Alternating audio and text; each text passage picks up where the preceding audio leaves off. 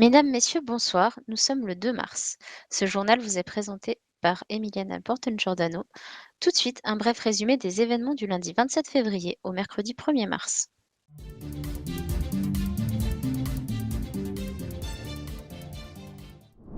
Revenons d'abord un peu en arrière. Dimanche après-midi, une opération conjointe des forces de l'ordre a permis la destruction de 3 lieux de production illégaux.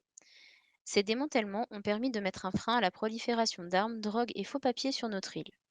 Elles sont le résultat d'enquêtes conjointes menées sur des semaines par les différents services de police et le bureau du procureur de San Andreas. L'opération s'est poursuivie ce lundi 27 février avec une intervention de police aux alentours de 21h45 dans le quartier Ghost, situé en 1085. Les forces de l'ordre sont intervenues pour procéder à une perquisition d'habitation. En tout, 900 kilos de matériel illégaux ont été trouvés et saisis. Au même moment, au quartier Aztecas, situé en 90, 60, 64, 63 et 65, la même procédure a eu lieu. Celle-ci a eu pour but de perquisitionner des appartements du quartier. Un total de 600 kilos de matériel illégaux ont été saisis.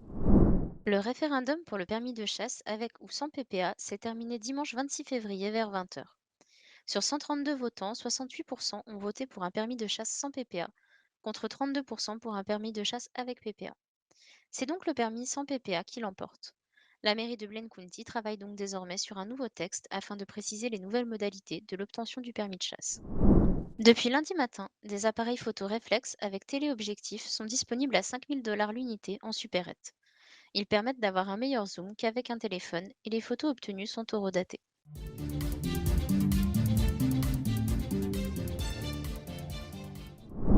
Suite à de nombreux braquages d'agents des forces de l'ordre pour récupérer leur matériel, les deux comtés sont passés en état d'alerte de niveau 1 le 28 février à 18h30 et pour 24 heures. Ce dispositif prévoit pour l'ensemble des agents de porter des gilets pare-balles et de fouiller n'importe quel véhicule. Ces 24 heures ont permis de réouvrir le dialogue, notamment entre le LSPD et certains groupes criminels de l'île. La mairie de Los Santos a annoncé dans un communiqué une modification de l'article 3 de l'arrêté aide. Cette modification concerne le calcul de l'aide aux entreprises, qui est le même maintenant que celui réalisé par la mairie de Blaine County, à l'exception de la présence d'un plafond à 400 000 $ dans le sud. La mairie de Los Santos a aussi annoncé l'arrivée d'un nouveau membre dans l'équipe municipale. Monsieur Palmers a été nommé maire adjoint aux côtés de Monsieur Brother. Le bureau du procureur a publié sur son canal les décisions de justice ayant été rendues entre le 20 et le 26 février. Plusieurs chefs d'accusation ont pu être retenus, tels que braquage de supérette, agression à main armée ou encore détention de catégorie 2 ou 3. Aux alentours de 23h50, une opération de police a eu lieu dans le quartier Ballas. Le dispositif a duré une quinzaine de minutes et avait pour objectif une discussion entre les membres du groupe et les forces de l'ordre.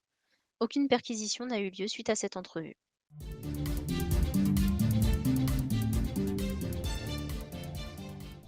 Après une semaine de qualification, les 15 meilleurs conducteurs de la course off-road se sont disputés la finale du Pikes Peak organisée par le Beniz sur le mont Chiliad. Ils étaient répartis dans 3 catégories selon le modèle de véhicule utilisé. Chaque concurrent avait 3 essais dans lesquels il était obligatoire de terminer le parcours pour valider un temps. Les Trophy Trucks ont été les premiers à s'élancer sur la piste avec un départ toutes les minutes, suivi de la manche Outlaw, puis Yosemite pour finir. 600 000 $ de prize pool étaient mis en jeu et répartis entre les 3 premiers de chaque catégorie. Les vainqueurs sont, dans la catégorie Trophy Truck, James Watson, dans la catégorie Outlaw, Marcus Harrington et dans la catégorie Yosemite, Vince Hamilton.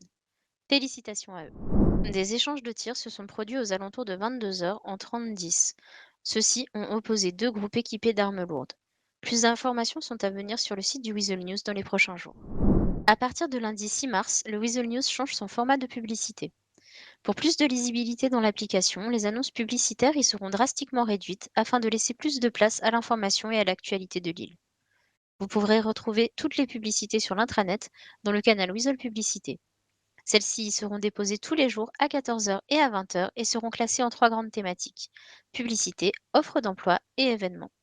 N'hésitez pas à nous contacter sur la messagerie entreprise ou en venant directement nous voir en 81 44 pour plus d'informations sur nos nouveaux tarifs. Ce mercredi, Monsieur Efiro, vice-gouverneur de l'État de San Andreas, a souhaité s'adresser à la population sur le sujet des avocats commis d'office et de l'aide juridictionnelle. Nous vous proposons en exclusivité son allocution.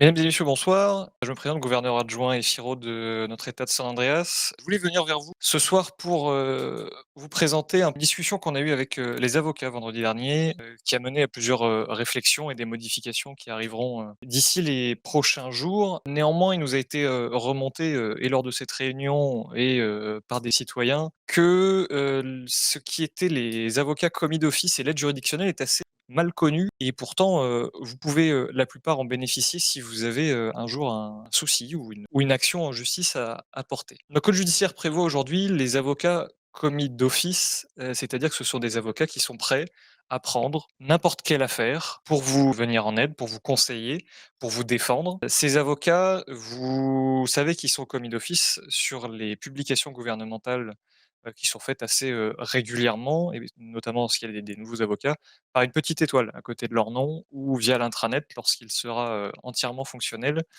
par la mention qui sont, commis d'office. Ces commis d'office, ils rentrent aussi dans la procédure qui est l'aide juridictionnelle. L'aide juridictionnelle, c'est quoi? C'est si jamais vous avez une déclaration d'ISF inférieure à 250 000 $. Une réflexion est actuellement en cours, d'ailleurs sur ce montant, voir s'il y a besoin, d'évoluer ou non. Donc si vous avez cette déclaration en dessous de 250 000 $, vous pouvez vous voir attribuer une aide à hauteur de 20 000 $ pour les frais d'avocat que vous auriez, lors de votre affaire. Il ne faut pas penser qu'un avocat vous serait utile et vous sera juste une facture de plus. L'avocat vous permettra non seulement de vous aider, de vous accompagner dans vos démarches, que ça soit dans vos dépositions, que ça soit, dans vos auditions. L'avocat est là pour vous aider et s'assurer que l'ensemble du système judiciaire est respecté et s'applique correctement. L'avocat est primordial, nous avons, besoin, c'est comme ça qu'un système judiciaire, fonctionne correctement. Et nous reviendrons vers vous pour les, diverses modifications. Merci à vous et en vous souhaitant, une bonne soirée. C'est la fin de ce JT. Merci à toutes et tous de nous avoir suivis. Pour plus d'actualités et d'informations sur les sujets de ce JT, retrouvez nos articles sur le site internet du Weasel News et sur les applications de votre téléphone. Nous vous souhaitons une bonne fin de semaine et vous donnons rendez-vous lundi pour un nouveau JT.